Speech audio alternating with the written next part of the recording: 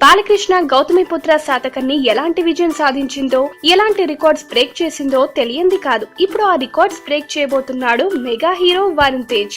Life is beautiful తర్వాత చాలా gap తీసుకున్న శేఖర్ కమ్ముల ఫిదా అంటూ తాజాగా ప్రేక్షకుల ముందుకు వచ్చి నిజంగానే ఫిదా చేశాడు. ఈ చిత్ర వసూళ్లు కేవలం తెలుగు రాష్ట్రాల్లోనే కాదు, ఓవర్సీస్ లోనూ కుమ్మేస్తున్నాయి. ఓవర్సీస్ లో ఈ ఏడాది విడుదలైన సినిమాల్లో ఏకంగా 3వ బ్లాక్ బస్టర్ హిట్ గా నిలిచేందుకు సిద్ధంగా ఉంది. రెండో వారం ముగిసే సమయానికి ఈ సినిమా $1.62 మిలియన్ కొల్లగొట్టింది. ప్రస్తుతం 3వ స్థానంలో ఉన్న గౌతమిపుత్ర శాతకర్ణి ఫుల్ రన్ లో $1.66 మిలియన్ కలెక్షన్లు సాధించింది. దీంతో అతి త్వరలోనే గౌతమిపుత్ర శాతకర్ణి సినిమాను ఫిదా దాటేనుంది. ఈ సినిమా ఓవర్సీస్ హక్కులు దక్కించుకున్న ఓవర్సీస్ డిస్ట్రిబ్యూటర్ ఇప్పటికే పెట్టుబడి మీద 300% లాభాలు అందుకున్నట్లు సమాచారం. ఈ సినిమా $2 మిలియన్ క్లబ్ లోకి ఎంటర్ అవుతుందని కూడా విశ్లేషకులు భావిస్తున్నారు.